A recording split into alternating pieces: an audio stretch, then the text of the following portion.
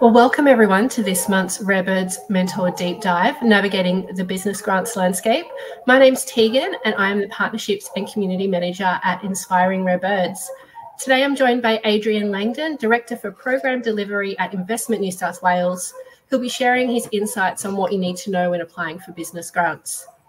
To begin, and in the spirit of reconciliation, Rare Birds would like to acknowledge the traditional custodians of country throughout Australia and their connections to land, sea and community.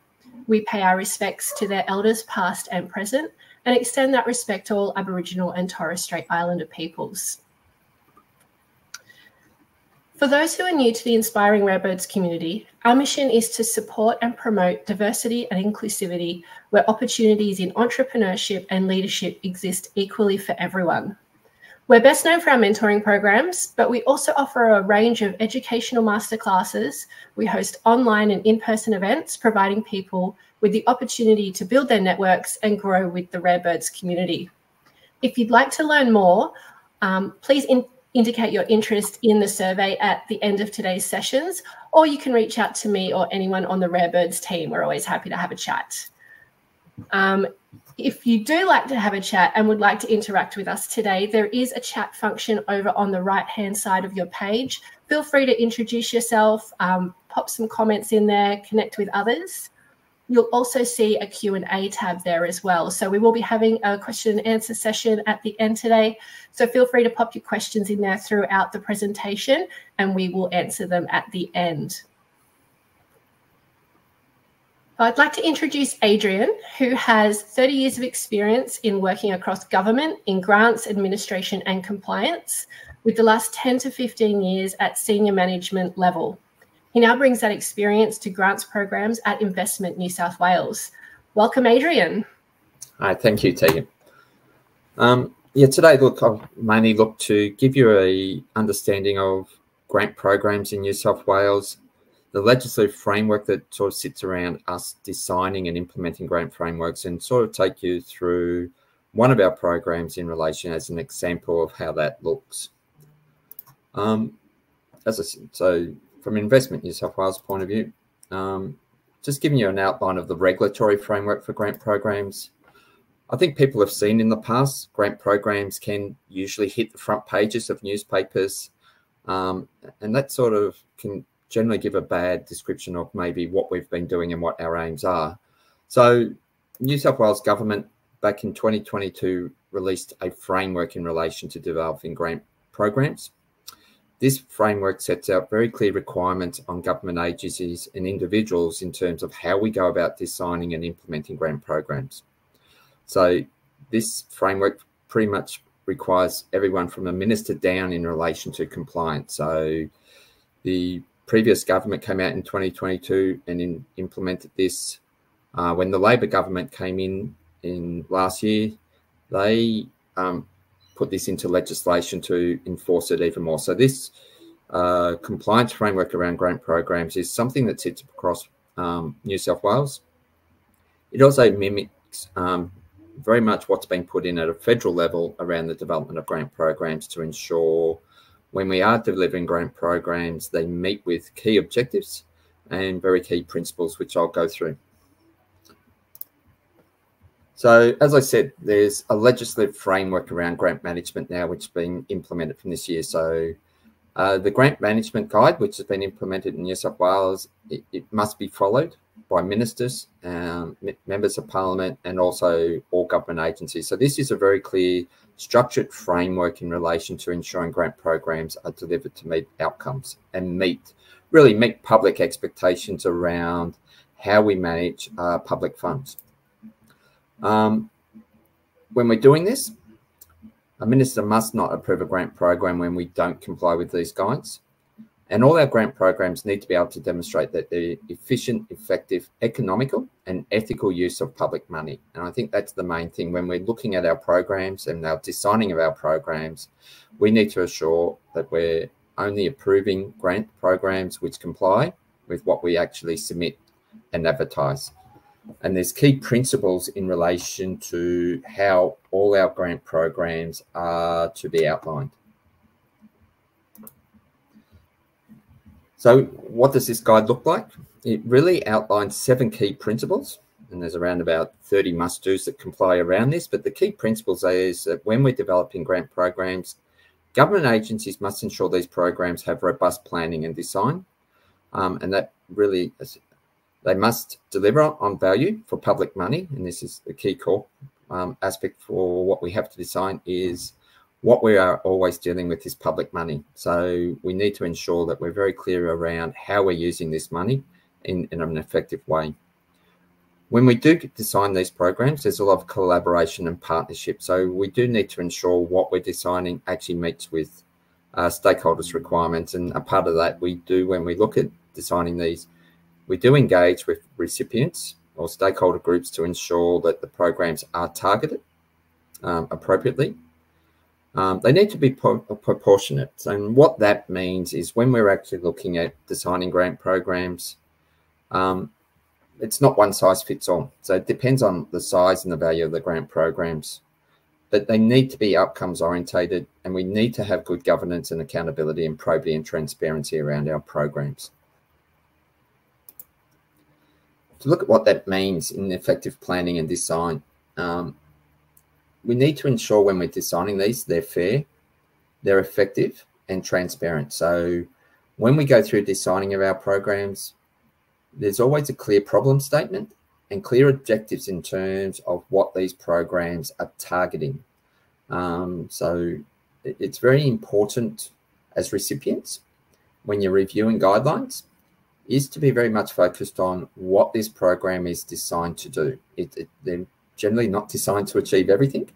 They're very specific in terms of their outcomes, and we design them in that way. And the questions that we ask in relation to the process is very much around how our projects are going to meet or solve the problem statements that we're looking at or achieve the objectives that we've clearly outlined.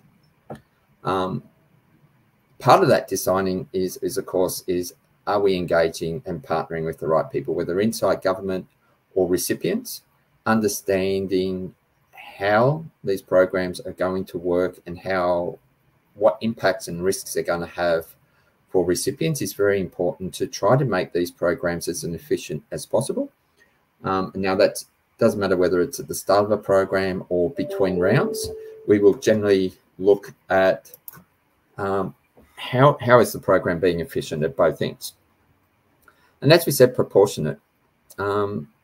If you've got $1 million grant and you're providing that, is very different to providing someone with a $50,000 grant in terms of the information that we require, the acquittal and demonstration of effectiveness of the money that we're using. So when we're looking at grant programs, it's not one size fits all. So if you're looking at the different sizes of grant programs, the contractual arrangements around these will be very different depending on the value of the grant program itself. So when you're looking at these, and the information that we ask for when we're actually in the grant program is very different between small scale programs versus much more high value grant programs where we really do require a lot more information to specify what we're doing.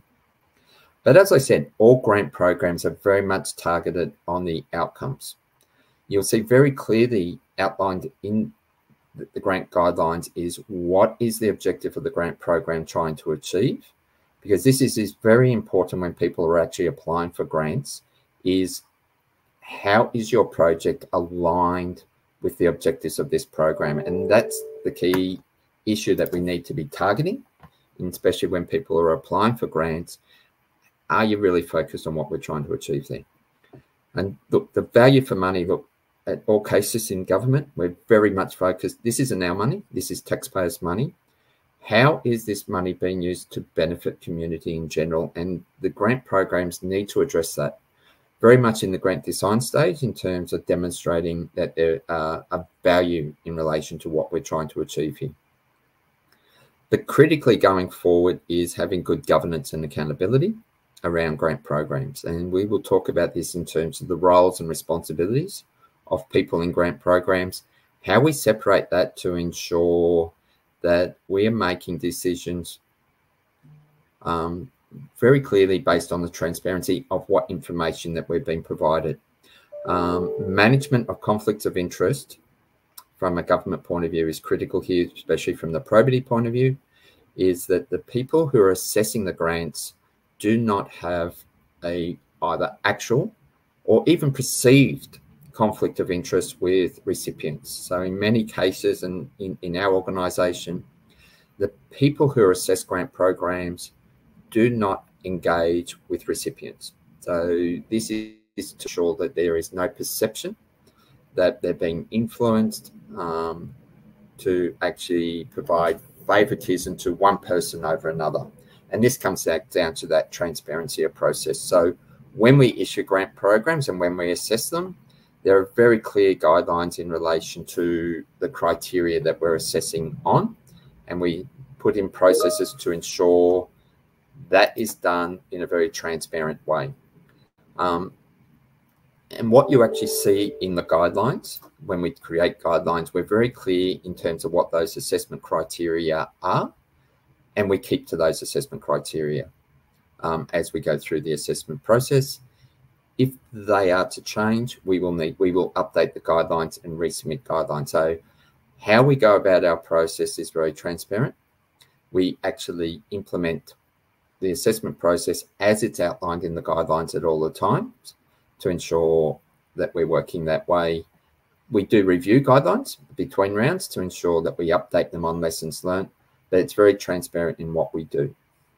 And from a probity point of view, we use probity advisors to actually oversee what we're doing to ensure that we are following these processes. Many of our programs will be audited, especially by the New South Wales Audit Office from time to time, to ensure that we keep with these requirements. And this is where you see very much New South Wales audit reports hitting the guidelines, hitting the front page of the Sydney Morning Herald, and these perceptions that we're not following these criteria. So there is a big drive, especially since the release of the DPC guide, for us to ensure that we are transparent, that we are following these key principles around grant processes. To give you an indication of how this has been applied, and I'll take you through one of our key programs I think most people are aware of, is our minimum viable product grant process, which has been running for a number of years. So again, when we look at these processes and we develop these grant programs, they go through initial stages, so of initiation, planning, implementation, acquittal, and then final closeout and lessons learnt. The MVG program is very clear in what its objectives are. So the problem here is the commercialisation of new and highly innovative products. We know there's a gap there in relation to financial support for these things. So this program is very much targeted about supporting those minimum viable products in their development stage. So what we look at here is from our objective point of view. We're here to support business to increase the commercialisation of innovative products and services and attract and retain commercialisation activities in New South Wales. So as you can see from this program, we are targeting businesses in New South Wales who had an office in New South Wales, and they're the small scale business that we target through this program. If you look at how we design these programs, and I know this is hard to read, but it will be provided. There is a clear problem statement at the front here in terms of the commercialisation of our products. So we're really targeting how we move forward with these commercialisations going forward in terms of understanding and clearly defining that problem statement of commercialising those products. And as we said, the objectives around these are very clear that we've touched on. It's there to support those commercialisation. It's there to support small scale businesses to meet and actually provide funding to get them off the ground. The program itself has input, so we do provide money up to $3 million per year that we have available over the next 4 years to support these programs going forward. And it's there to support those innovative process products and services. So when we're actually looking for recipients to actually apply, and if you look at the questions that we ask in the process, it's really asking people to demonstrate how their products or processes are innovative and new. So what is the technology we're using? How's that technology new? and being applied. So it's, again, the objective here is really to focus on the innovation. So it's one of the key questions that we ask in our EOI stage is for people to explain to us, why is this product, why is their project, how is the technology innovative? How are you using technology differently? It's not necessarily new technology. It may be applying technologies in a different way, using unique data sets to actually apply innovation. So it's really asking people from an innovative point of view, how are we going about this? And also then looking at second stages, is there a market for this product? Can it be commercialized? So what we're looking at this program is really targeting moving products along the development scale.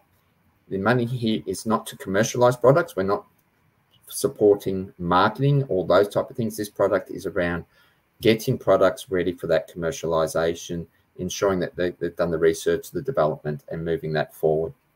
With our key aim in the short term here is to move highly innovative products and processes towards the commercialization stage. We're looking to increase the private investment in this area and looking to increase economic-wide skills and development going forward. So there's both long-term and short-term aims in these programs that we're looking to achieve.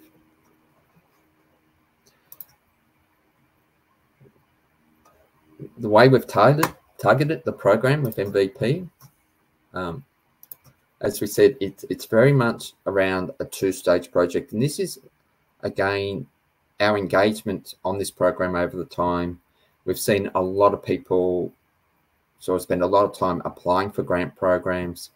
Breaking the programs up into two stages is very clearly trying to work with the feedback we've had from recipients is my product eligible? So is the company met the company requirements? Are they headquartered in New South Wales? In the past, we've seen a lot of people put in grant programs who are just not eligible.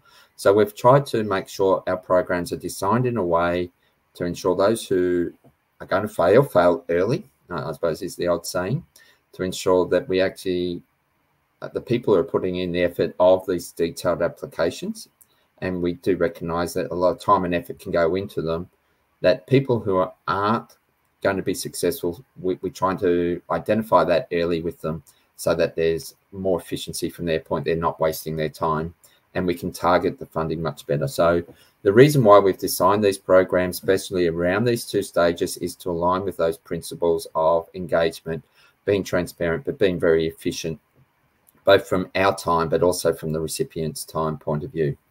But as I said, with this program, it's a $3 million a year program over 4 years, with $25,000 to $50,000 grants. So this is a very clear process that we run, and it's very transparently documented how we go forward.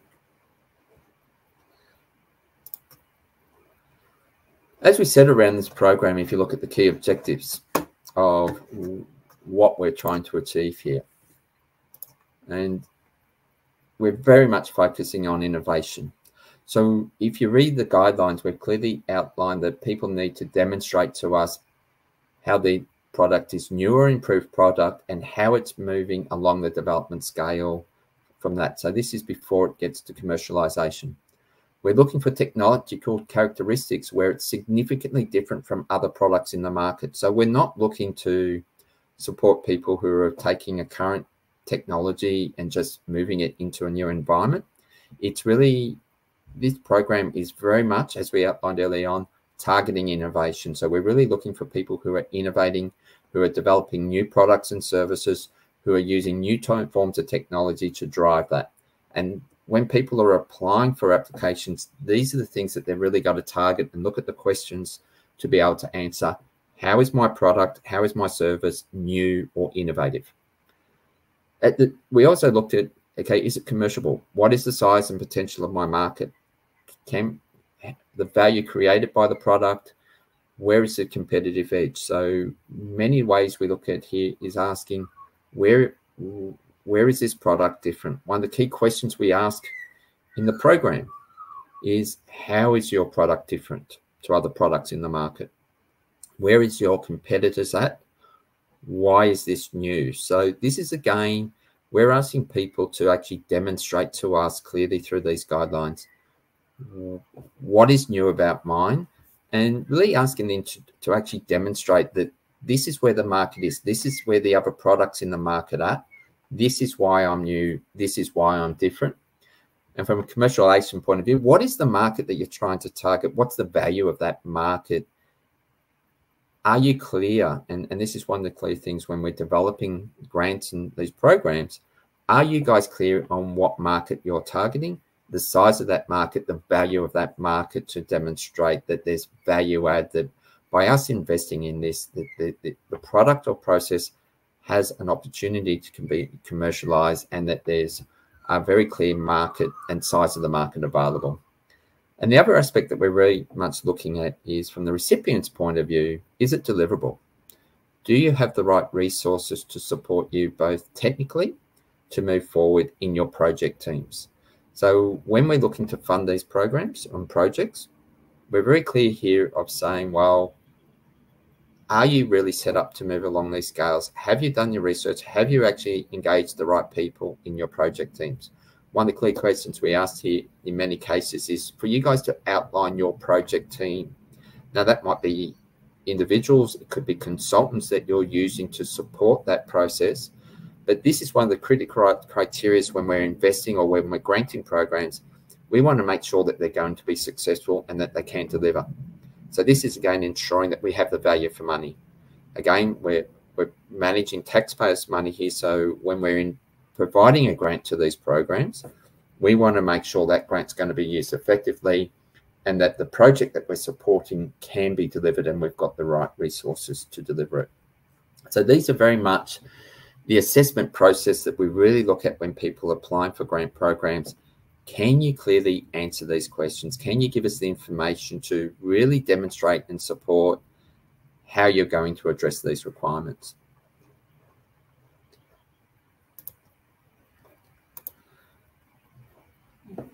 When grant programs are successful and people are successful in implementing grants, it's always a funding agreement to support behind this. So when we're doing this, there are clear requirements in terms of reporting and acquittals, in terms of how we process that.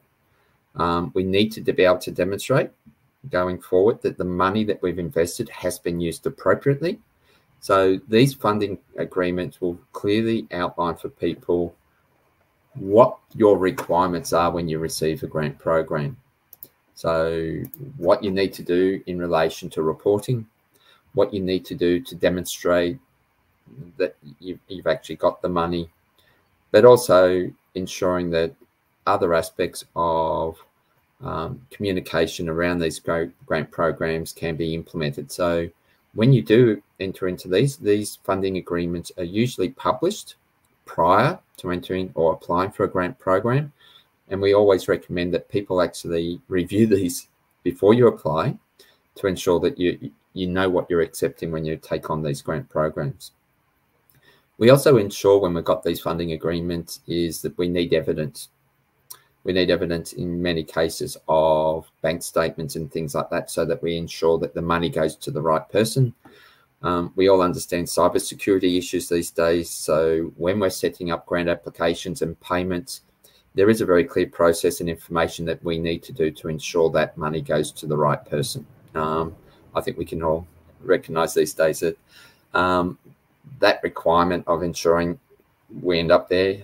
We have seen it in the past coming into government that we've been notified of bank account changes on letterheads coming in from companies which were fraudulent actually. So there is a very key process when we actually enter into grant programs with people to ensure that there's a proper legal binding agreement between us and that we have all the company's rights, details and aspects documented in these agreements to move forward.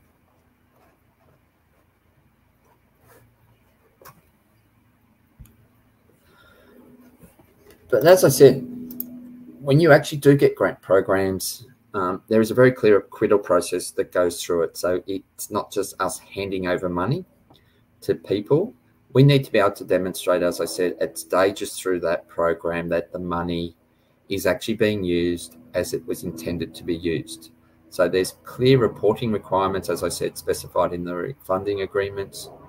In many of these cases, we do try to break up those milestone payments in such a way to ensure that there's cash flow going through to people, that it's not just all at the end, and definitely not all at the start. So, and as we go through the milestone repayments, there's always evidence required to ensure that the activities and money is being spent appropriately.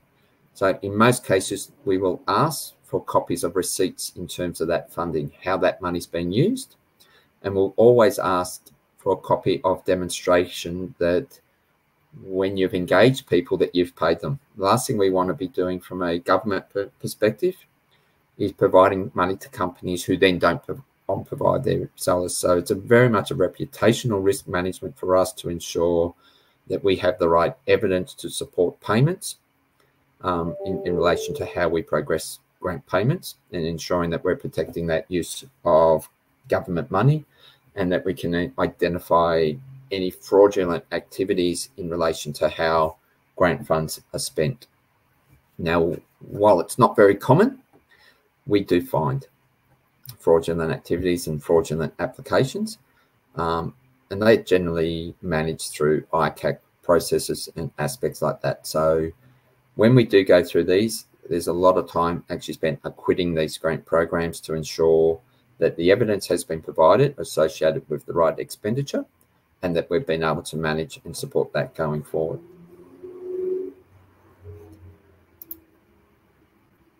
We also have a key requirement in all our programs to have monitoring and reporting. It's very critical for us when we're running the programs is to be able to demonstrate that the programs have actually achieved their outcomes. So through the funding agreements, there's always reporting requirements. We look at progress reports, we look at completion reports, we look at to ensure those type of things are in place. But we also look for evidence that these programs are actually achieving the original objectives. So all our programs are evaluated at different stages, especially between rounds, to ensure that the programs are meeting those objectives and that we're achieving those type of requirements. At the moment with MVP, round one's been closed. Round two will open in July, and at the moment we're very much reviewing what we've seen from the program, what implication we're receiving, to ensure that we're continuously updating these programs to ensure that we're meeting those original objectives of the program. So there is a lot of reporting requirements in relation to the grant programs, which are very specific, that will be outlined in funding agreements in terms of what you need to achieve going forward. Just finally, what I want to touch on, many of our grant programs, as I said, key requirements around them is to have good governance and transparency. So when we deliver these programs, we do have clear separation of roles of staff in our organisation, how we manage that. We do have operations team who support the communication and engagement of our grant programs. We generally run a lot of engagement sessions before we start the rounds to be very clear around what the grant program is, be able to answer question and answers around these people, around what the program is, what information require. But the people you are talking to at that stage are not the people who do the assessments. So we have very clear separation between our client engagement teams who will engage with recipients who will answer questions, and we will generally try to keep our FAQs available on our website so that everyone is actually getting the same information. But we clearly separate the people who are talking to potential recipients or applicants to these programs from the team that does the assessment. So the assessment teams will always assess an application purely on the information which is submitted. So we don't take into account additional information. We don't take into account conversations to ensure that every applicant is actually treated the same as we go through the process. And that's one of the clear criteria in terms that we have proper probity principles in place, and to ensure that each applicant is actually treated fairly and on the same grounds. So that's the general process that we follow through in relation to grant programs, and that gives you a understanding of how we go about developing our grant programs moving forward. And I'm more than happy to take questions from here. Amazing. Thanks, Adrian. There's some really good information there on what to expect when you enter into a grant program. Now, you've obviously been speaking from the perspective of Grants New South Wales. Are the general principles that you've been talking about relevant across Australia and for grants in other states? Look, I'm not sure of every other state. The administration guide that was outlined for New South Wales in 2022 really looked at the Commonwealth Guide that came out at a similar time or just before that. So the principles that we're using very much align with the Commonwealth principles, and I would generally align with most states. They're just the general principles about being fair and consistent, being transparent about how we achieve this. As public servants, it doesn't matter whether you're at a state or Commonwealth level, it's very clear ethically that the money we're applying and using is taxpayers' money, and we need to be very transparent on how we use that. And we all want to avoid ending up in those newspaper articles on the front pages of newspapers in any state around ensuring that we're not seen to be acting unethically, and that the processes that we apply and the advice that we give through to ministers actually align with those ethical criteria. So definitely what we're doing aligns with the Commonwealth. Without looking at every other state's processes, I would have a fairly confident to say that they do also align in a similar process. Yeah. So basically the kind of general information you've spoken on with grants, people can take that on board and just apply it to any grant that they're applying for, really. Yeah, look, when we're applying, people have to be consistent. We set up clear criteria on how we're going to assess, and we assess against those criteria. Look, that's the same process which we apply, whether it's a grant program, procurement programs. These are consistent principles of being transparent and ethical, and would apply across any of, I think, whether you're looking at state, Commonwealth, or even local government, with people we deal with, really do apply those same principles. Yeah. So what would you say some key strategies for identifying grants that are aligned maybe to specific industry sectors or business goals? Look, I think where the benefit is now, both I know in New South Wales and Commonwealth, there's grant platforms now which we're being very transparent about what grant programs are out there and where the money's going. So if people look at the New South Wales Grant Finder website, which if people want to go on, it's just www.newsouthwalesgov.au grants and funding finder, or grants and funding. It outlines all grant programs, and you can actually search yourself. They're very specific. Different agencies target different aspects based on government projects, and all grant programs there are clearly outlined. And even funding these days, what projects we fund, we actually clearly outline there. So it's much more transparent. The Commonwealth Government has the same type of platform. If you look at the Commonwealth Grants programs, if you just go to www.grants.gov.au, they have a full list. They list all their grant programs as well. And again, depending on what you're looking at, what industry you're in, specific programs will be quite targeted based around government objectives and what they're targeting.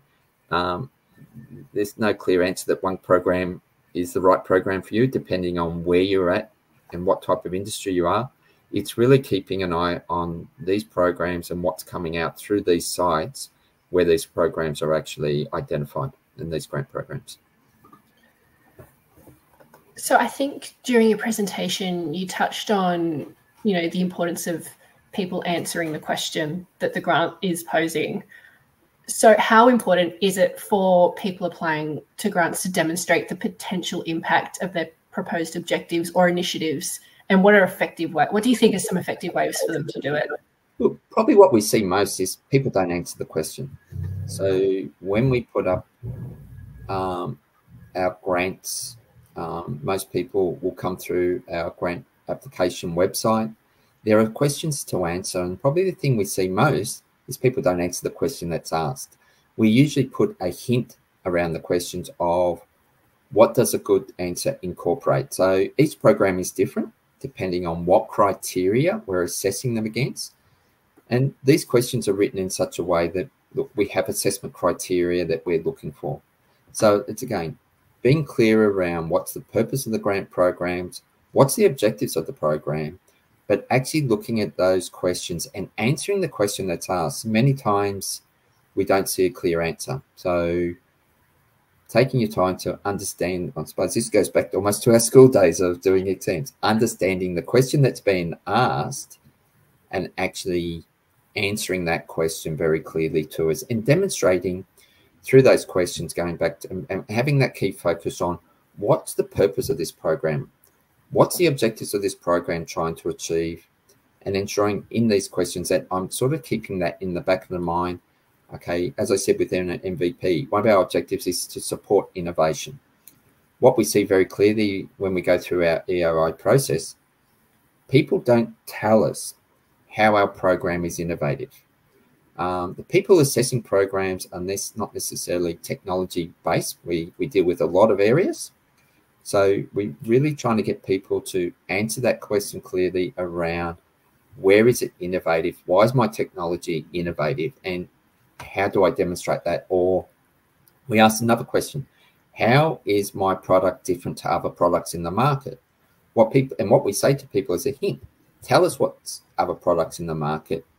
Why are you new? Many times people say, oh, we're just new, which doesn't give us an indication where that change in the market. So the current market might be somewhere. Yes, we take a major step forward. We look for people to explain those type of things to us in these questions. So it's really focusing on these questions and actually targeting the information you're giving us, either in that question or when we ask for slide packs. Those slide packs should target the questions that we've asked. That's what we're assessing on, and we have that assessment criteria for. Yeah. So what would be some common mistakes that applicants make in their grant submission, and any suggestions on how to avoid them? It really goes back to that question. Sometimes we'll ask for information to support your application. So many of them might be that companies' financial statements. We're asking that to demonstrate one of the criteria that companies are small scale, have less than 20 people. We ask for people to provide evidence of that, and it's usually an independent assessment. What we see most people do is they sign the stat deck themselves saying we've met these requirements, rather than when we ask for an accountant, a third person. Just because you're accountant doesn't make you independent. So it's, again, really looking at the questions we're asking and ensure you answer each one, because if you don't give us the information, we can't assume. So usually where people aren't answering each of the questions, aren't providing us the information that we're requesting, usually they fail because we don't have the information to judge them on. So we do need all the questions answered. And as I said, people need to look at the question we're asking and make sure that they're answering the question that's been asked. Yeah. So you touched before on the process from start to finish of a grant application. Are you able to share what criteria might typically be used by grant selectors? No, because it changes for every program. As I said, the criteria we look at is how does this program meet with the objectives that we're targeting? So each program is unique in itself in terms of those objectives, but those objectives will be always clearly outlined in the guidelines. Very much up front, we define what that program is. In the guidelines, we clearly define what the criteria that we're assessing on in terms of that. So when people are looking at these, it's very important to go to those guidelines to understand what we're actually looking for. We do document it very clearly, or we believe it's clearly. Sometimes we get feedback it's not as clear as we think, but look, we do try to very clearly up front in our guidelines specify what we're trying to look for, what the objectives of this program is, what are the assessment criteria that we're going to assess on. But each program itself will be unique because the problem statement, the objectives of those programs will be different. Yeah. So I guess what I'm hearing loud and clear is read the questions and answer them. Yes. Amazing. So we know that the benefits of networking and building relationships with people. will building a relationship with a grant provider or the agency enhance your likelihood of being selected? No, that's probably the simple question. Building a relationship to understand the program is important. So we do have operations group. We do have forums when we got these grant programs before we kick them off, where we try to give information, we answer questions. When we do get asked questions, we always put out the frequently asked questions. But again, we go back to these programs being transparent and our assessment teams being independent. We assess these on the information submitted only. Building a relationship and creating a potential conflict of interest on people will mean those people are ruled out of that assessment process. We really do separate that. It's important that we treat every application on its merit. And that's really looking at the information that we're looking for in that aspect. So we tried, and look, that is critical across all our audit programs. We see that in the newspaper where that's where people target that people got in because of special relationships, whether it's ministers or government. We definitely try to separate that in our assessment teams to not only from an actual perception or an actual conflict of interest, to ensure there's not even a perception of conflict of interest. It is very important. Yeah, good to know. So we do have some questions from everyone today. So I think Naomi's asked, how do we know which grants to apply for? Look, as I said, it's really going to those websites and looking at what they're targeting. Each program is different.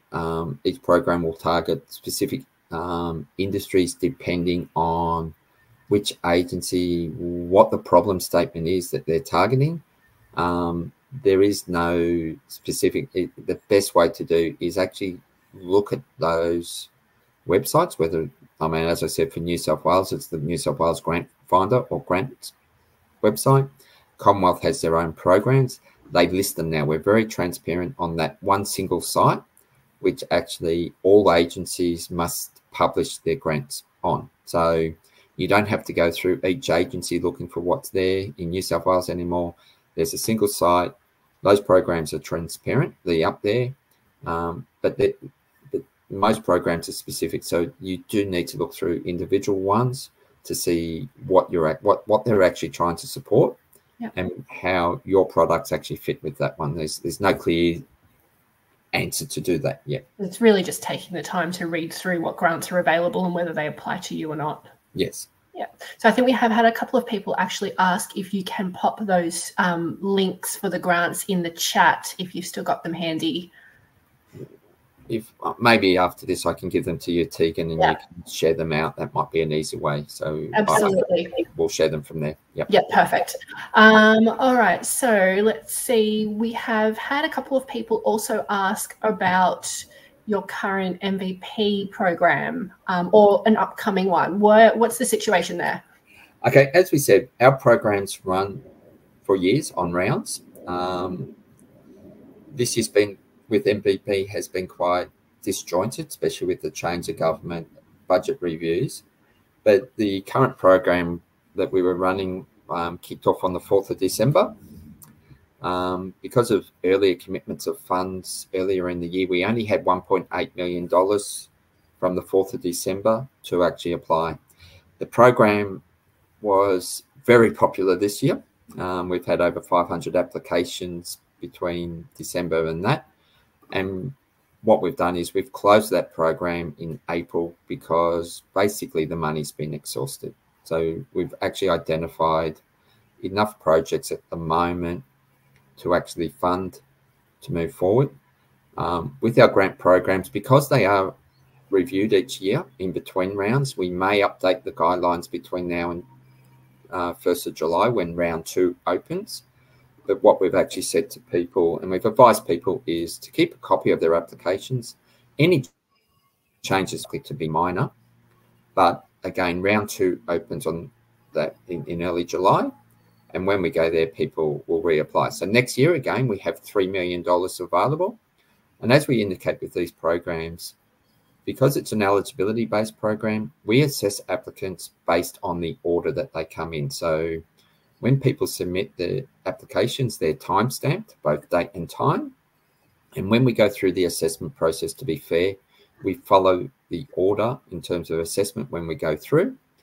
When we get to exhausting that money, we sort of stop that application process. So, and actually do that. Now, there's always applications in the system that we don't get to because we're not very clear in terms of where that will end.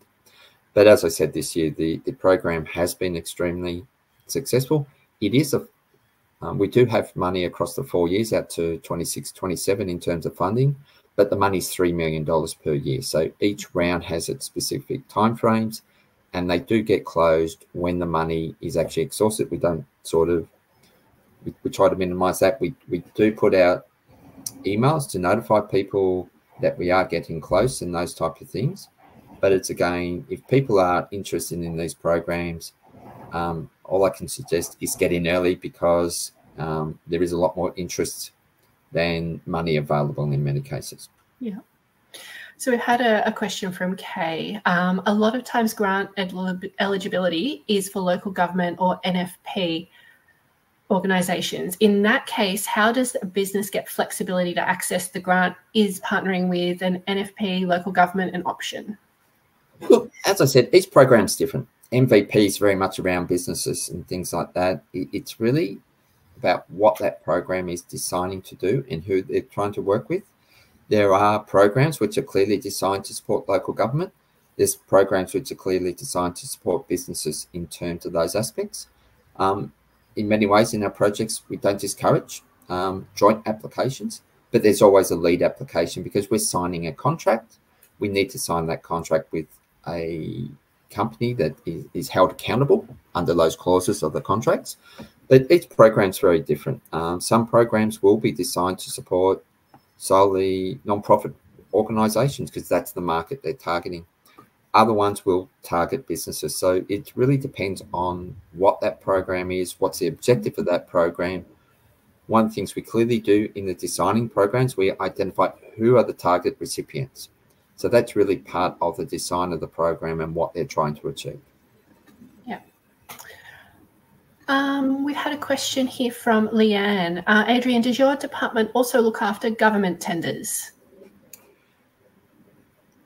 There are tenders from different parts of our departments. All departments do have some tenders that go out for different aspects, and this really depends on what we're trying to achieve. There's a difference between a grant and, say, procurement. So government tenders are for procurement, where we're procuring services, where what we're procuring is they're delivering something for us. So it's very targeted, and the money we're paying reflects the service that's being provided. Where grants, we provide grants to deliver external activities that not necessarily is for government. It could be for broader activities, and it's generally not. It's, again, we're supporting something rather than paying for a service which is equated to the same value. So yes, we have procurement and government tenders that go out from time to time for different activities, and we do procure that way. All agencies would be in that same boat, and there are, again, very clear procurement guidelines that we follow.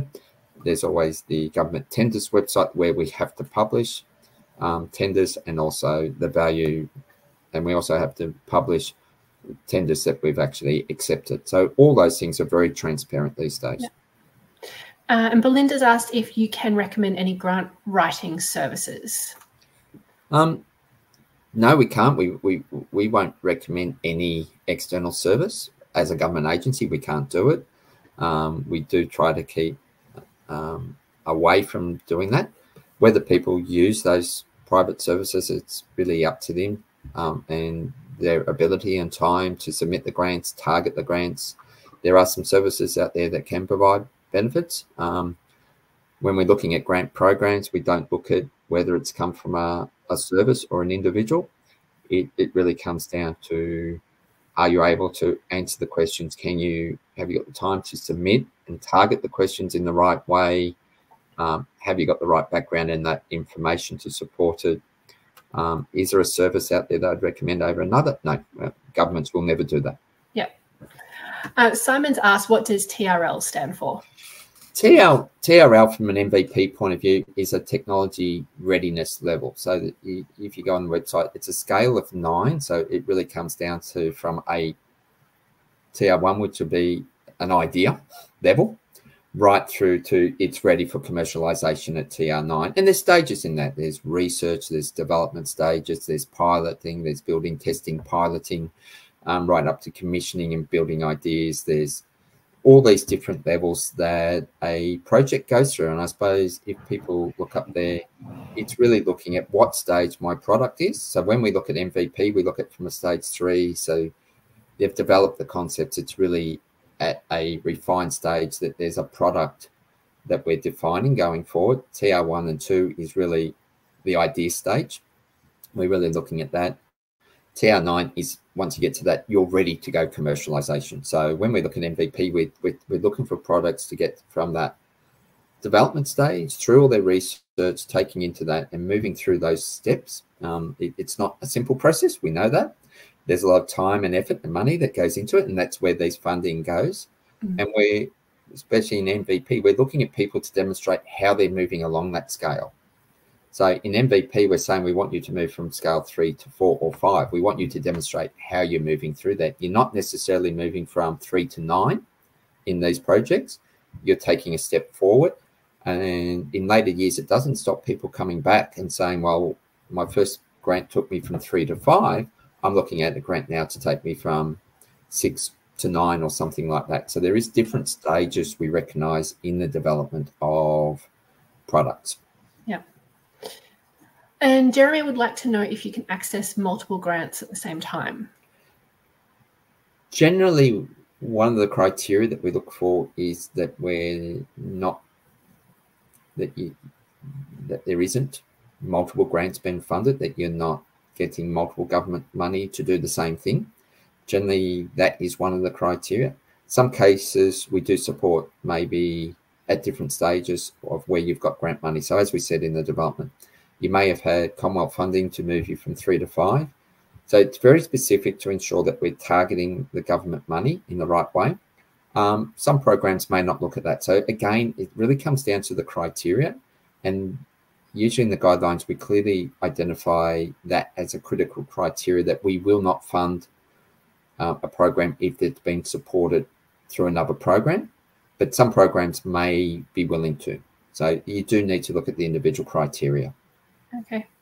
And we've got one last question from Henry. If your product is sourced outside New South Wales, but you are headquartered in New South Wales and conduct business here, are you still eligible? Yeah, look, again, this comes back down to the criteria on the grant program. When we look at the entity, we're looking at people market on, because we're New South Wales government, of course, we want to support New South Wales-based companies. So usually that's the question we ask. Have you got a headquarters here? Is the work that you're doing being undertaken in New South Wales? So from our point of view, we're looking to invest in New South Wales. I mean, that's a part of the New South Wales government.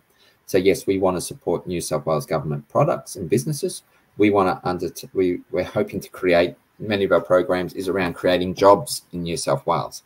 So it's about you demonstrating that the work that's been undertaken is in New South Wales to meet that criteria, and looking at from that one. Now, if you're sourcing products from outside New South Wales, I mean, people source products from all over the world.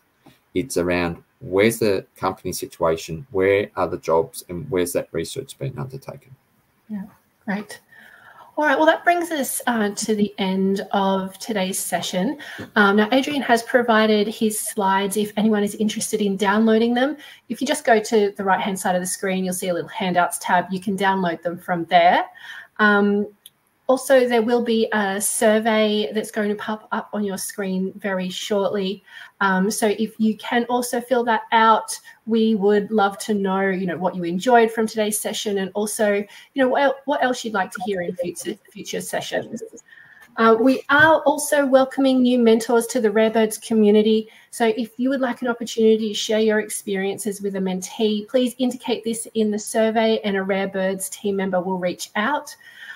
But just again, Adrian, a big thank you for joining us today and for sharing your insights on grants. It's been really good to understand kind of why they're created and the process that they go through. So thanks very much.